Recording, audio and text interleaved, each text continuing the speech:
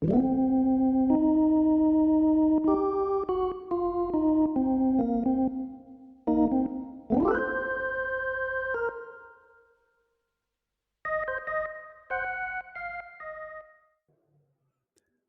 and welcome to Rob from the Internet Talks About Beer, a show where we discuss different styles of beer, beer history, beer flavor profiles. We give shout outs to breweries we think make exceptional beer, and we talk about whatever else comes to mind during the course of the conversation. I'm Rob from the Internet. Let's talk about beer. All right, so joining me today is Courtney Watson. If you would, Courtney, tell me a little bit about yourself, how you got into craft beer, and what you do when you're not talking to people like me about craft beer.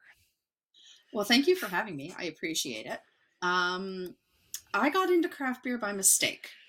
It was partly by mistake and it was partly by necessity. So I had been working way back in 2008. I had been working at Canadian Geographic as a media coordinator. And as is occasionally the case with government funded jobs, I got laid off. And my ex-boyfriend and friends of mine at the time were working at the Mill Street Brew Pub, and they're like, you should apply. Okay, I need a job. All right, I can do this. Uh, so I went down, and I specifically remember sitting at one of the booths, and Draz, the woman who interviewed me, said, "What do you know about craft beer?" And I was as honest then as I am now, and I said nothing, but I'm willing to learn. Apparently, that honesty was appreciated because I worked at the brew pub for another 5 years as a server and bartender after that. Nice. I was lucky enough to work there when Joel Manning was still brewing there. So, anybody who's ever met Joel or ever had met Joel knew his passion and knowledge about craft beer were unparalleled. He knew so much and was always willing to give you a 10-minute answer to a 2-minute question. But for someone like me who didn't know anything, that was great. And then his passion just rubbed off on me. And so I just started to discover a world of flavor and styles that I had no idea existed. And as someone with a thirst for knowledge, it's not the last pun that's going to happen. Um, I got sucked right into it. And then craft beer sucked me in for 5 years at Mill Street, and then I worked at Say What for 2.5 years, and then I got introduced to even more, which was incredible. And I met more people, and the whole environment, the whole craft beer world in Ontario is just so very welcoming and accepting, more so now than maybe it used to be. But it's just I love hospitality, so I never left. I've tried to do different things and I have failed at those, and I've always come back to beer and hospitality. And the one thing I've learned is that no matter what happens out in the world, beer is always home waiting for me. And when it's That's cold right. and when it's cold to me, it's fine. So yeah, so I have repped for a few different companies. I've worked all over, and now I'm working for Henderson Brewing out of Toronto. I do all of central Ontario, it feels like. Every now and again I step away from the beer world, but that's usually only when I'm asleep. Gotcha. Yeah. Now Henderson is a decent brewery in my eyes. They make a fantastic English bitter, which is one of my favorites of their beers. Yeah, So I was drinking it before I got hired, which I feel like is a really good sign. I love that. That's one of the styles that I love anyways, English bitters. yep. Mill Street, Joel used to make a fantastic ESB as well, and so like just getting into that style, yeah, so good. So yeah, I enjoy working for Henderson as well. There's a lot of it's a very multifaceted company where people from all different walks of life are very welcome, and it's a lot of fun as well as being a serious job, but it's a lot of fun. Hey, nothing wrong with having a job that is both serious and fun. I mean, Exactly. so so today we're going to be talking about Chimay White. So this is the third episode that I've done on Chimay beers, covering all but one of them. One of them is really hard to get, so it's one of those types of beers that you can only get if you're if you're a beer traveler. So these are the three that we have available to us. It's one that's made at the Abbey and typically only distributed within 100 kilometers of the Abbey. It's done at certain times a year for special occasions, so it's very hard to get. But the one we're talking about is very easy to get. You can pick it up at just about any reputable beer store on the planet. I mean, this is shipped. This is shipped worldwide. I picked mine up at the well. I had mine shipped because my local LCBO does not carry it because I live in a town where people tend to drink more whiskey than they do craft beer. So It happens. it I had to go all happens. the way to Ottawa to get mine. Now, I'm not saying I traveled all the way to Ottawa. It's just when I was at my Ottawa stores, that was the first time I saw it. So I grabbed it out there. I didn't see a lot of it out here in Cottage Country, but it's a shame. It's so good. It is. It is. So, for people who don't know, Chimay White is a Belgian triple. And a little bit of trivia: this is a very, very new beer for Chimay in terms of beers at Chimay. It was invented in 1966. So, in terms of beer styles, this is a newbie This in is the a world of newbie. beer styles. I mean, it hasn't been around that long. So it was created by one of the monks, Brother Theodore was his name, and he originally called it Capsule Blanche. Now they just call it Chimay White. Um, it's stark in contrast compared to the other two readily available Chimay beers. The both the double and the quad are really dark beers, and they've got that dark fruit flavors to them. Whereas this is more of a being a triple, it's a golden colored beer. We'll get a little more into that as we go down the discussion here. So he originally called it Capsule Blanche, but there was some controversy over that because several people got confused and were confusing this style of beer with traditional white beers from the region, which were Weissbieren, um, and Blanca so they changed the name in 1986. It was called Capsule Blanc for 20 years, but on the 500th anniversary of the Abbey, they changed the name of the beer, and it just became triple, and that was actually the first recorded use of the term Belgian triple, because this was the first beer that was made this way. It's actually kind of cool if you think about it. Yeah. So this beer, like the red and the blue, gets most of its flavor profile from the yeast strains that are used, and the yeast strains that are used are very specific for Belgian style beers. Um, it's got hops in it like all beer does, but the hops take a take a seat in the far back of the bus for this beer. This beer is all about the yeast. So it took according to what I was able to find, it took Brother Theodore 15 years to perfect the recipe before he was ready to give it to people in 1966. So that means he started on it in 1951 is when he started developing this beer. I wonder how many of those years he remembers. Yeah, right. I know. I wouldn't remember very many of them if I was trying to come up with some cool new beer style. Well, especially, this style is a little bit higher in the ABV, so It he might is. have he might have hit on it, in 1957 and forgotten about it. Yeah. So for those who are interested, this beer comes in at about 8% typically. Other breweries who make triples can take it as high as 11, but the Chimay, which is the standard, comes in at 8. Um, so let's just get right to it. I'm gonna crack my beer and we're gonna Okie talk dokie. about how it smells and how it tastes. I like that my bottle opener matches your shirt, by the way. Oh yeah, I can't see your video at the moment, so I don't know what happened, but Oh, we'll just I've got my Spearhead church key. I love this thing. nice. I've got one that was gifted to me when I was attempting to start a brewery. A friend of mine got this for me, so it had my brewery name and logo on it. Oh, that's neat. So for people who don't know, the proper glass for this beer is a tulip style glass, and you should pour it very gently because there is probably sediment at the bottom of the bottle, and you do not want that in your glass because it does not taste good. Um, hey, look, your video is back now. Oh, hi. To say nothing of the effervescence with these. They can foam on you real quick if you pour too vigorously. Right, and you want to store them upright. You don't want to store them on their side. You want to, like I said, pour them gently and try and decant them as much as possible to keep any sediment that is in them in the bottle and not in your Ooh, glass. decant. We're using fancy wine terms now. Oh heck yeah, I'm a beer nerd, man. I know all the We cool fancy. stuff.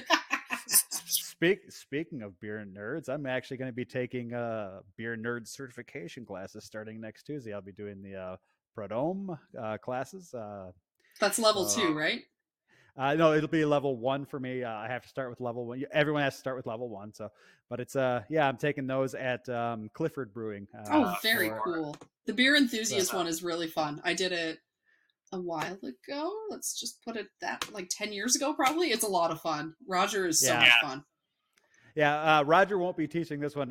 Roger was actually on a show that I recorded 3 weeks ago now, which will be airing, I think, right before this one airs, which will be close to the end of the year. It's funny. It's bright and sunny and green and lush out there, and by the time people actually get to watch this episode, it's going to be dreary and gray and probably slushy and white. But this is the great kind of beer for that. Like, It is. this is a very, even though, you serve it nice and cold and everything, it's very much, it warms the heart, the cockles of the heart, if you will. That's right. So this is Steel Wheel Brewing. Huh? Yeah. Oh, you got a Bandit glass. Nice. Yeah, well, I really like this glass. Also, my tulips, because I hand wash everything, I'm very judicious about when I use them because I don't want to break them and I don't want to wash them. If I wash them, I'm afraid of breaking them. Lather, rinse, repeat, so to speak. Right. Yeah, I'm the same way. I've got some fancy flute glasses for pilsners and things, and I've got some fancy stout glasses that are made to Spieglau, I think is how. Is Oh, those! I love those glasses. They are so thin, and I am so ham-handed that I've broken more of them than I currently own. Yeah, I'm with you on that one. But yeah, this is a beautiful, beautiful thing of beauty. Right. So it should be a golden color, which this one is. The camera might distort the color a little bit, but Close it should enough. be pale gold. It should be clear, so you should be able to see through it, but it shouldn't be brilliantly clear. Um, when you're looking at it, carbonation, you should see lots of little bubbles Yep. going up your glass. I mean that's one of the things, and you should have a decent amount of head and decent head retention on it because it is so effervescent. Um, when you put your nose over it, you should get you shouldn't get any hop aroma and you shouldn't get any alcohol aroma from this. You should just get banana, possibly some orange, and depending on what time of year it was bottled, the phenols might present themselves with spicy clove-like scents or allspice scent, and you might get that on the tongue as well, depending again on when this was fermented and what the temperatures were. So um,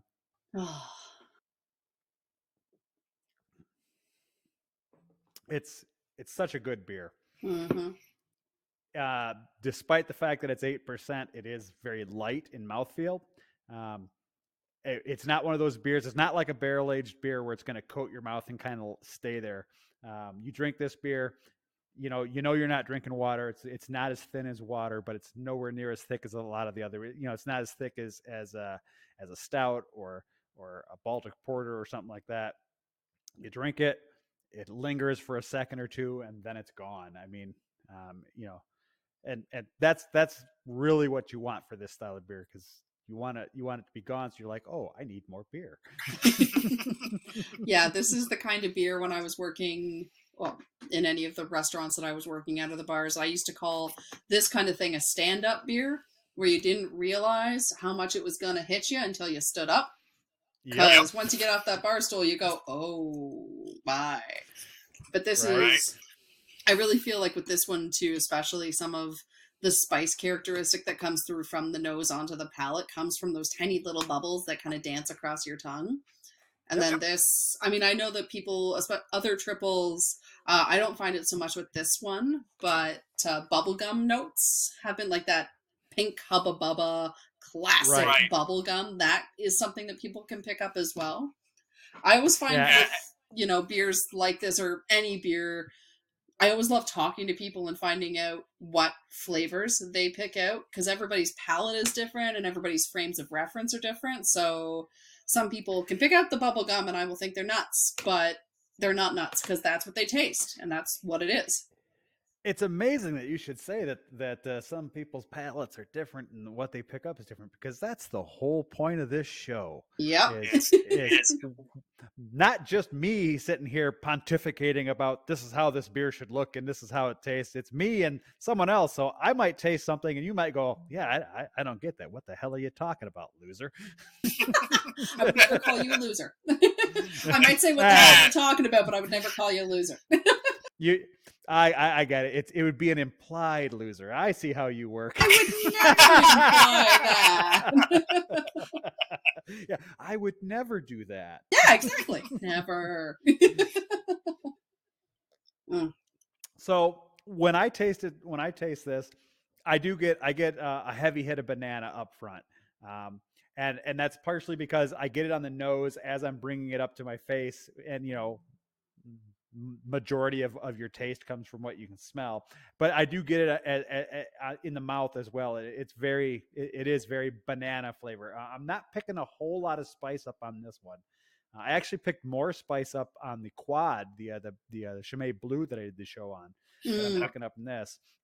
This is really light, but it's one of those things that the longer we sit here and talk about beer, the warmer this is going to get, the more those flavors are going to come out. And that's why the tulip glass is perfect for that too, because it does have, the bulbous and it tapers and then it opens up again. So it does let those aromas really come out, which is again, getting the nose and the palate together. And when you say banana, I taste banana, but I feel like I want to quantify it. It's not super ripe banana. It's very like light green, easing into yellow banana. It's not super sweet banana. Right. Yeah. It's how many more times can I say the word banana? Stay tuned and find it. That's right. It's not like and it's not like that artificial banana flavor like you get from like things like Laffy Taffy which are overly banana. This is like you just picked up a nice piece of fruit that's just about at the peak of ripeness. Yeah. Where it's not overly sweet, but it's not overly starchy either. So it's that nice balanced flavor. And going back to the glass you're talking about, to the glass, the other reason, you can hold it in your hand like this, and that helps to warm it up, which will help open up the flavors. Yeah. Now, can we talk about glassware for just 1 second? Talk about glassware all you want, because that's the whole point of this show, is us just to sit around and talk about beer related bullshit. Thank God. Whatever else. So this is like one of my giant pet peeves. Frozen glassware, people, don't do it. Frozen glass or iced glasses, do you know what they're good for? They're good for Corona. They're good for Coors Light. They're not good for a craft beer that that should have depth to it. Correct. I feel better. Thank you. Yes. Yeah. No. You're 100% right. The beers like Corona and Miller and Bud and Busch, Canadian, anything. Great. Iced glasses. Yeah, those beers are designed for refreshment. They are not designed for flavor. So putting them into a chilled or iced glass, perfectly acceptable, because you're not going to get a whole lot of flavor out of them. You're not hurting anything. You're not going to get a whole lot of flavor out of them. Exactly. But that's not the point of that style of beer, So, but yes. No, absolutely. But the second somebody tries to put something like, I don't even remember the last time something ludicrous like that happened, but it's like, iced glass bothers me. Hulk smash. Really? Oh, yeah. Yes. So yeah, things, and it really is. It's like, it's probably akin to the same idea, like why some people eat their pizza cold the next morning, for example. Like, it really affects how the taste happens when it warms up in your mouth. Same thing happens for beer. Yeah.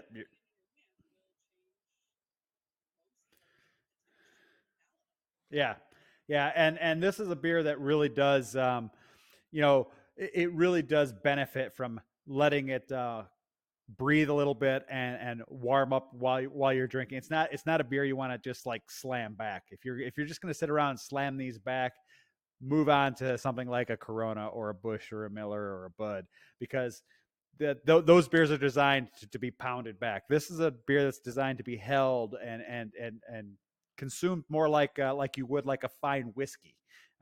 So you're not going to pound this thing back. You're going to take your time. You're going to enjoy it. You're going to explore the flavors as they come out as it warms up. Yeah. Yeah, I'm not looking to explore the delicate flavors of a Canadian here. Like I know what I'm getting when I buy a Canadian. That's why I'm generally buying Canadian, because it's $5 at my local whatever and it's cheap. Right. Yes. Right. This deserves to be treated with respect, especially considering the long history of Trappist beers and Belgian beers and all of that. There's a lot of respect that deserves to go into what they've created and the history behind these. Oh yeah, most definitely. So interesting fact that I learned while researching this beer a little more in depth. There are only 20 um, what do I want to say, venues in the world that are allowed to serve this on tap. Really? Yeah, so the monks have a very strict set of rules for how this beer has to be stored if you're going to keep it in kegs, and how it has to be served and all that. And there are only 20 venues on the planet. I don't know the names of any of them because I'm not cool enough to have been to any of them. But yeah, there's only 20 on the entire planet that are allowed to serve this on tap, and my assumption would be that they're all within a very small distance from the actual abbey, because you know they don't want it to. You obviously wouldn't be shipping a keg of this across the pond here to us. It would be more localized. Well, and also I'm sure they'd want to keep control of everything down to clean lines and, even spigot and maintenance and all that stuff to I mean, they've probably got specialized like trucks with specialized like seats to ship them. That wouldn't surprise me. Yeah. So one of the things I learned when I was researching the other Chimay beers is all the beer is brewed at the Abbey with water that's taken from the wells at the Abbey, but it's actually bottled 40 kilometers away. So they bring a big truck. They put all the beer into the big truck. They take it down to the bottling facility, because obviously the monastery doesn't have as much room as they would need to meet the demand to be able to bottle this stuff up for how many people out in the world like us drink it. Well, I can't imagine the monastery was initially built with this in mind. Let's face it. Yeah, yeah. Well, what's funny too is, technically speaking, the Chimay brewery, even though it's all the beer is brewed by monks and everything, it's actually technically it's a third party that they rent space from the monastery. It's a really interesting situation, the way that they've split it out. But the brewery is a not for profit entity, so all the money they make goes back to maintaining and upkeep of the monastery, and then anything that's left over after that gets donated to local charities. Which, I have no problem buying their beer from that standpoint alone, because they're trying to do more good in the world. So what you're saying is anybody who buys a Chimay beer is doing a good thing for humanity. They are. They're doing their bare minimum good deed of the day. I can drink happy with that. That's right. I'll take any kind of rationalization I can get. Yeah, that's right. Me too. I mean, I've said this before in recordings. I don't know if you remember, Jimmy Fallon does a thing on his show where it's like his thank you cards. Oh, I've seen and them. what, Yeah. yeah. So the one that stuck in my head forever, and I say this quite often, is, "Dear craft beer, thank you for making my alcoholism seem like a fun hobby." Yeah, that's fair. I get it. That's fair. Yeah. For people who are interested, the like I said earlier, the body of this should be soft, so it shouldn't be like hard or quenching or sour or anything like it. It should be, you put it in your mouth and it should just kind of linger just a little bit before it takes off. Food pairings. So this is really good with things like roasted chicken and roasted turkey. Um, a nice mild soft cheese goes well with this. Believe it or not, caramelized bananas. So something like bananas Foster would go great with this. Ooh, that Uh, would be really good. creme brulee is another thing that pairs really well with this. So just food pairings you might want to consider if you're buying this beer. Hmm. Try and fancy up your life a little bit. I feel like this is basically, and you could correct me if I'm wrong because, there's a first time for everything. But I feel like this is anywhere that you would pair sort of an oaky Chardonnay, you could probably bring this in the same level. Because you're talking about like the Most chickens and definitely. the turkeys and like the soft cheeses. I feel like they would be, the Chimay and like an oak Chardonnay would be pretty much equivalent if you're thinking about food pairings. Yeah, no, you are correct. I mean that any place where you're going to have something that's got that kind of oaky, buttery flavor like you get from Chardonnays, you could be able to slide this in, and it's not going to be an exact, obviously an exact analog, but it's going to be close enough that people are going to be like, oh yeah, this really works. Mm-hmm. And beer and cheese pairings too are just so much fun to do because people, wine and cheese are just, two words that go together, but beer and cheese pairings are so much fun to do. And you can really even do them for groups as well. Because, I mean, you get a bottle of beer or a can of beer and you can still divide it in four smaller, 4 or 5 ounce glasses, depending on how generous your pours are. Right. So last winter, and I hope they do it again this winter. Last winter, Grain and Grit did a series of beer and cheese pairings, and you know they would, and it was cool because it was all done virtually on Zoom. So everybody who bought the beer and cheese pairing kit hopped on a Zoom call, and Hannah from Grain and Grit, who's their cheese and beer pairing aficionado and expert there, led you through it. Like, this is what you should be drinking with this type of cheese, and all the cheese was sourced from the local area, so it was all from farmers that are within like an hour of the brewery, and all the beers obviously came from Grain and Grit. It was really cool, and it's like things that you wouldn't expect. Like, they paired one of their sour beers with a cheese, and I was like, how is this going to work? But it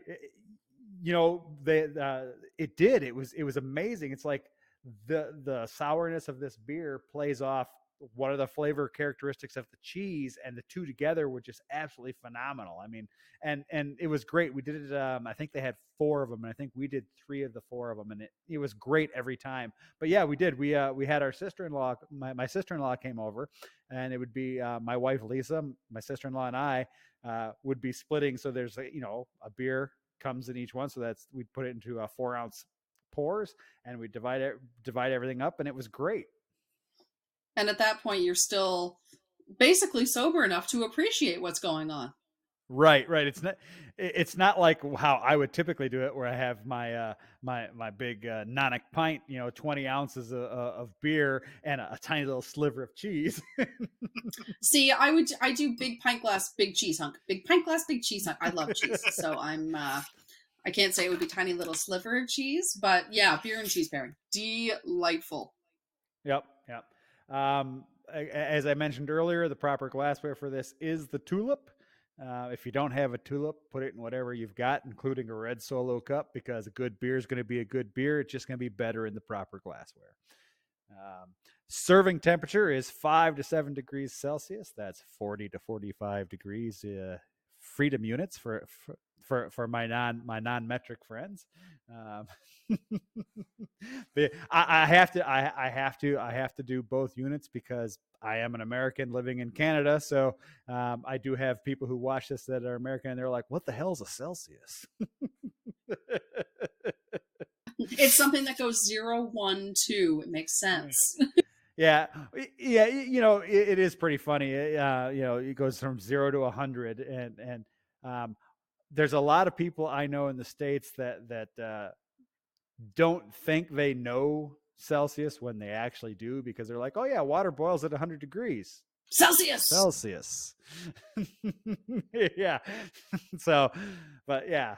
Um, other examples of this beer besides Chimay, although I'm going to say that if I'm going to buy a triple, I'm 99% of the time I'm going to buy a Chimay because I know it's always going to be fantastic.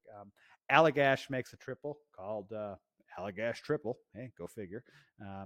That's a brewery. I haven't seen Allagash beers since I've been here in Canada. That's a U.S. one. Another U.S. one is Green Flash Brewing makes one that's literally just called Triple. Getting real creative names here, eh? I actually appreciate when they don't when they don't fuck with names for certain styles of beers. You're making a pilsner or a Kolsch or whatever, or just a standard lager. Call it whatever in the hell you want. But if you're making something like a triple, put the word triple in the name so I know, oh, this is a Belgian and that's something I really want. Well, it serves two purposes, right? Like it's for people like yourself or myself who are like, if you're looking at a wall of beer or a catalog or what have you, if you see the word triple, you're automatically drawn to it. I see the word triple on a beer menu, for example, and I'm going, I know what that is, I know what to expect. Yes, I want that, or yes, I want to make room for that. It also goes the other way and warns people off who don't want a triple, in which case more for you and I. But it's, for the most part, triples, anything I feel like with this kind of yeasty esters going on is very polarizing. People either love them or they look at people who love them and wonder why. Right. Yeah. No, you're absolutely right. I've got two distinct sets of beer friends. Those who like Belgian beers and appreciate them, and those who are like, wrong. why?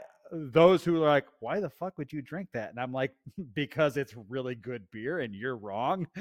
Yeah, it's like the traditional sours, like not the passion fruit tropical punch sourness. It's like real, like I'm thinking like Small Pony Barrel Works sours. Like those they are make fantastic beer. Deadly. They're fantastic. But there are people who like those kinds of sours that have like that barnyard funk to it, and people who don't. And which again, me. Yeah. So my wife Lisa, her favorite style is saison, and she loves a traditional saison. So you get that kind of grassy barnyard funk to it. And it's funny you say barnyard funk, and people are like, "So what? It smells like manure?" And I'm like, "No, no, no, no. It smells like you've been working on the farm. So you've got that silage smell. You've got the fresh grasses in front of you. You've got the stream over here, all just kind of commingling, and you get that kind of funkiness that you get from working on a farm. People who've ever been to a farm or worked on a farm understand as soon as you say barnyard funk, they're like, oh yeah, I know exactly what you're talking about. Yeah, and one of my favorite summertime styles is a traditional goza. Um, you know, I don't mind if you're gonna play around with flavors. Oh, we're gonna add some lime to it and make it kind of like a tequila thing and whatever. But if you've got a straight up goza on your menu, and I happen to bomb on in, uh, guaranteed I will grab that as well. I love a good traditional saison. I love a good traditional goza.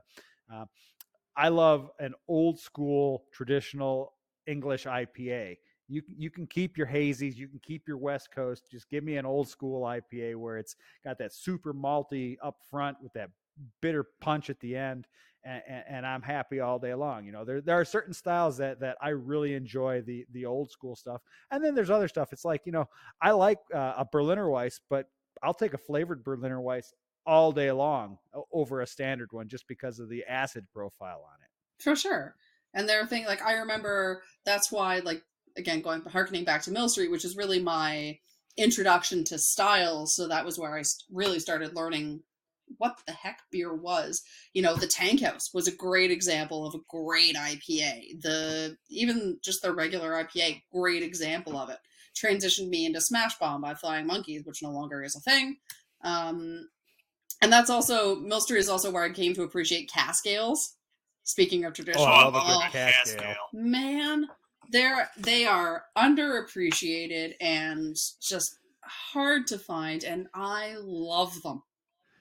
I was actually having a conversation yesterday with two of my Twitter friends who are in the UK about cask ales, and I said I might try and acquire some cask and an old school beer engine and put it in the basement of my house and have the tap in the garage where I do all my brewing. That way, I can actually have traditional cask beer that I have to pump up using the beer engine from a cold spot in the basement. Oh, I love that idea. That's a fantastic idea. Yeah, and you can even Yeah. hell, you even just get the gravity, right, where it just flows right out. But really going through the engine, going through the sparkler, so it really activates any Yep. natural carbonation that's going on. There is nothing like it. And they're so much easier to digest. It doesn't feel like a rock sitting in your stomach. It's so much easier on the palate. Right. You know, that was one of the things. I was over in the UK 3 years ago. I went over to. I actually started off in Scotland. Went over there to run the Edinburgh Half Marathon. Ooh, Hung how out. was that? How was Scotland? Oh, Was Scotland amazing? oh yeah. So Edinburgh is by far my favorite city I've ever visited in terms of hospitality and walkability. You can walk anywhere in the downtown, the downtown Edinburgh, which is actually quite large.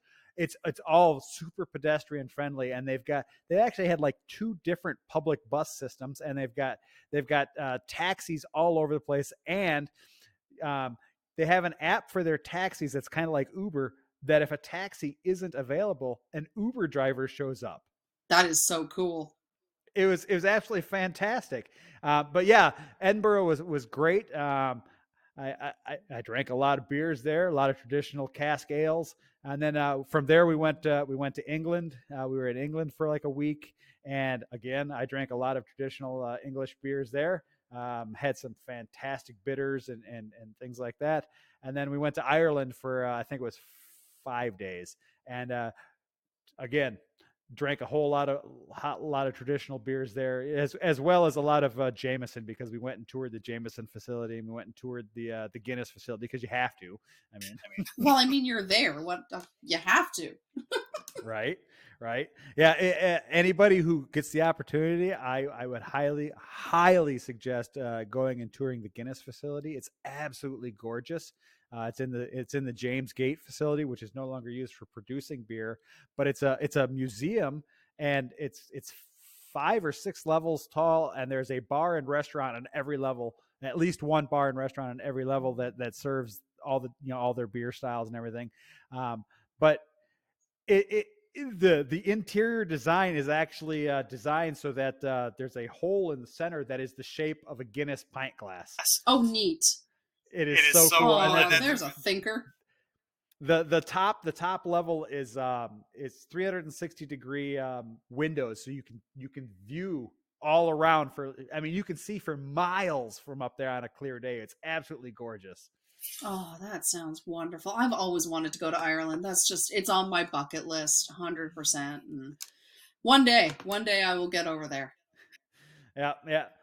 But yeah, it's just one of those things that I did, and we were like, oh well, we're going to Scotland to run this race. We might as well take a few extra days and hit England and Ireland while we're there, because they're literally right there. Literally. And it's not like you hadn't gotten your steps in with the marathon. You might as well do a little bit more walking just because you can. Right, and that was actually when I was in Scotland, was actually the first time I'd ever eaten haggis, and believe it or not, haggis is really tasty. It's not bad, right? Like it's you have to get over the mental thing, and then once you do, it's not bad. Well, especially so I had just run 22 kilometers, and then there was haggis at the end, and I'm like, "Yep, I'm hungry. I'm gonna eat it." And then I ate it, and I was like, "Well, that was really good. I'm gonna go get some more." At first, it's for fuel, and then it's for enjoyment. Once you realize it's not that bad. Yeah, no, it was really tasty. What's funny is I ran that race in a kilt. Yeah, you I was, did. I was one of 5 people who actually ran it in a kilt, and I was kind of worried when I ran it. I was like, oh shit, are people going to think I'm just being disrespectful or not? But I had so many people cheering at me, going, "Yeah, running in a kilt, way to go!" Woo! Bull. Now, what was the kilt though? Was it like your family's tartan, or what? Did you just like get a Now plain color? I'm German and Irish, so I don't Definitely know. not your tartan. Not my tartan. It was just a standard red. It was just a standard red tartan. I don't know. I actually bought it when I got there. It was just in one of the stores. I was like, oh yeah, I'm gonna buy that, and then I ran in it. Nicely done. But yeah, anybody who ever gets the opportunity, I highly suggest going to Edinburgh. It's I thought you fantastic. were going to say you highly suggest the kilt.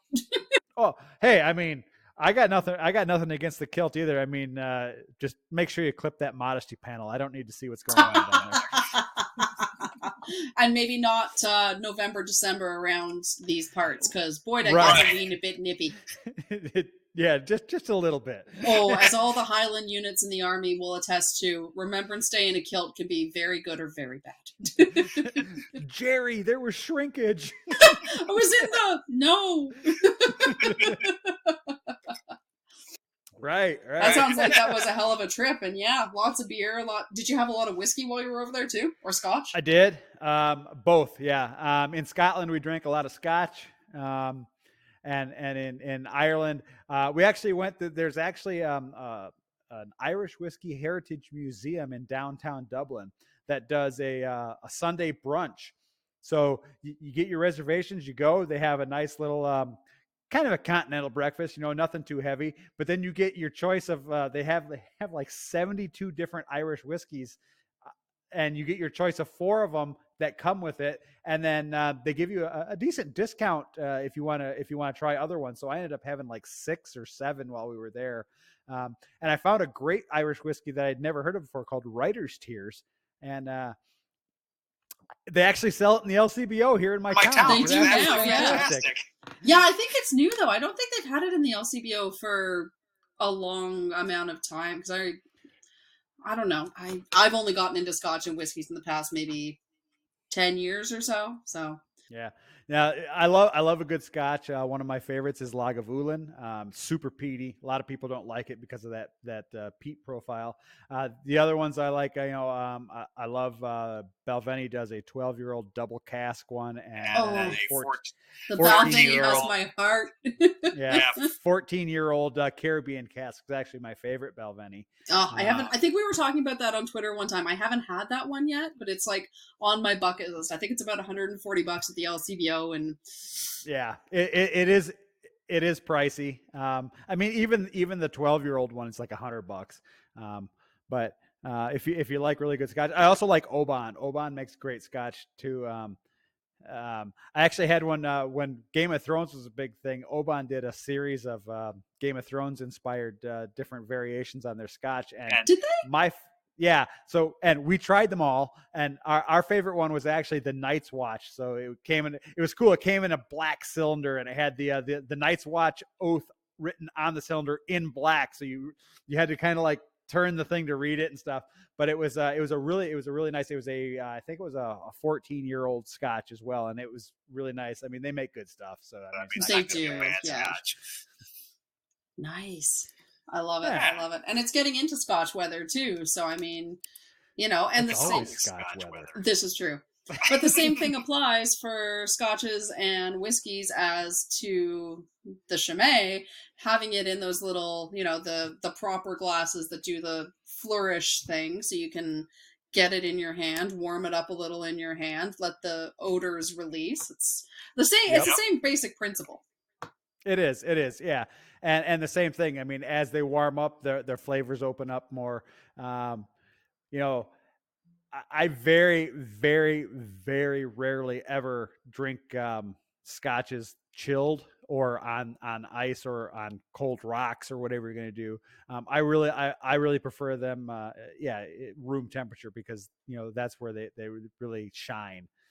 And this beer is the same way. The proper serving temperature is technically 5 to 7 degrees Celsius, but I actually like letting it warm up to just below room temperature, and then you really get the flavor profile really opens up, and you get that super fruity and super spicy flavors to it. Now, see, here's the problem with between like the scotch and the beer. See, the scotch you tend to store at room temperature. You don't This have is to true. wait to get to that point. I very rarely get this beer to that point in temperature because I just enjoy it too much as I'm going. And I'm like, oh, well, and what am I going to grab another one from? The fridge.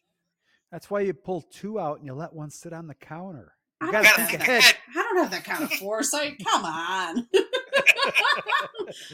I mean, look, a smart person would do that. A smart person like yourself would do that. Me, I go, what do I feel like drinking next? This. Yeah, I know, I get that. I mean, I do the same thing.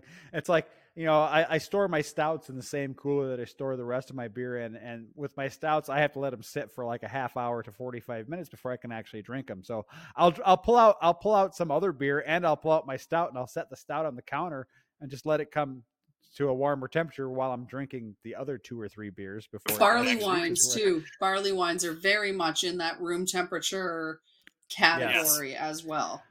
Yeah, so people who don't know, a barley wine is basically an IPA that's really been punched up in the maltiness.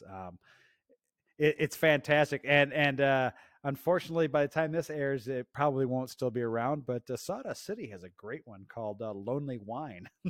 I saw that when they released it. When I was just like, I drove through Gravenhurst today, but it was too early to go to Sawdust City. But I hopefully can get my hands on that. I love everything Sawdust City does. I mean, for the most part, they're one of my favorites. And Sam is just a wonderful human being as well. Sam's great. I actually had Sam on the show, and we were talking about beer and stuff, and yeah, my favorite beer that they make is their Cthulhu series. So I buy every year when they release it, I buy a flat of the Blood of Cthulhu, and last year I also bought a half a flat of the Revenge of Cthulhu, and there is a damn fly buzzing around here. You were doing a really good job ignoring it up until then, I must say. I don't think I've ever had a Cthulhu or a Revenge of Cthulhu. I don't think I've had either of them. The Revenge one was the double, right? Yeah. So the Blood of Cthulhu is their imperial stout with raspberry and cranberry. Right. Yes. And then the Revenge was a barrel aged version of that. Ooh, I bet that was phenomenal. It was. So I bought a flat of the Blood, and I bought half a flat of the Revenge. I've got two of the Revenge sitting on the shelf in my cellar, in the aptly named "Don't Touch Till Next Year" section. yeah, I got that. Yeah. So, but they're absolutely fantastic. And I've shared a few with the beer Twitter crew who weren't able to get them. I was like, yeah, I bought a half a flat. I can spare a couple. I'll ship them out to you. But it's their beers, they in general, Sawdust City does a great job. I mean, everything I've bought from them, I've really enjoyed. Old Woody's a great alt beer. The Mojito IPA was one we talked about when I had Sam on the show. Absolutely phenomenal Love beer. that beer. I'd never had anything like it before, and I've got a flat of it in the cooler now because it's so damn good, and I want to make sure I have some when it's gone for the season. Well, and that's it, right? Like there's stuff too, and I don't know the last time you went up there, but I've never been there. Oh man, their fridges, I know it's a lot of fun shopping online. I could easily spend a lot of money just being like add to cart, add to cart, add to cart. But being there, just looking at all of these fridges in front of you is just, and they have literal like the flats, like the MT24 flats. And I just grabbed one of those. And the last time I went, I didn't fill a flat. And I somehow managed to spend $100. And it was just, I regret nothing. Hey, I bought 12 of the Lonely Wine, and I think 4 of the Old Woodies on my last order, just because I was like, yeah, okay. Well, and the thing about those, you're going to want them at some point, right? And especially with those kinds of styles where there's a little bit more going to them, there's a little bit more depth and just a different style than say just your Kolsch or your plain lagers. They can sit in a can for a longer amount of time, provided they're properly stored, and they're Yep. still going to taste pretty much identical to when they were put in that can versus when you open them 6, 8, 10, 12 months later. Right. Well, especially like with the lone wine, I think it comes in at like 11.25% ABV, and the Cthulhu series there, I think the Blood of Cthulhu is like a 10%, and I think Revenge was 11.5 or something like that. So those can sit infinitely longer than any other beer too. I mean, and they don't have to be as stringently stored because the alcohol level is so high that if you store them at just below room temperature and keep the temperature consistent, they'll be fine. Yes, they're self-maintaining. Yes. Unlike so many people out in the world. Oh God, tell me about it. Yeah, I've got a I think it's a 26 I think it's a 2016 or 2017, but I'm pretty sure it's a 2016 Cameron's barley wine Ooh, sitting. nice. Yeah, and it's in the can, but it's still like even in the original, like this is when they were releasing them in TLCBO in boxes just around the little cans. So every year I think, oh, is this the year I'm gonna do it? Is this the year I'm gonna do it? And honestly, I think this might be the Christmas or the New Year's that I finally crack her, because I'm curious as hell to know what the hell is going on inside that can. And Right. I don't want it to turn into the base for salad dressing because I Yeah, don't want to yeah. wait too long, right? Right. Now it's been stored, it's not like I probably don't have as fancy a cellar, say, as you do, but it's been in a dark place and it's been in a temperature consistent place and it hasn't been moved. So hopefully. My cellar is a set of shelves in the basement. I don't even have a basement. So Well, yeah, I know. If I wanted to get really fancy about it, I could put them in the crawl space under my house, but I would have to get like a waterproof system. So it would probably be like a Tupperware container and that whole thing. And that just that turns into a problem. So it's just in the back of a cupboard somewhere. Hey, nothing wrong with that. Well, you know what? We have reached the end of another episode. And the end of the beer. And well, not quite. I always save just a tiny bit at the end, so I can say, if you like this video, please like it. I'd appreciate it if you'd subscribe and maybe click the little bell to be notified when new episodes come out. If you have any questions, comments, concerns for either me or for Courtney, leave them below, and I will gladly forward anything on to her that needs to be forwarded on to her. I won't forward stuff on that's for me because that would be silly. If you have a suggestion for a beer or beer style you'd like to have me talk about and ramble on about other things that always inevitably happens, please leave that down below as well. But until next time, I'm Rob from the internet. Cheers.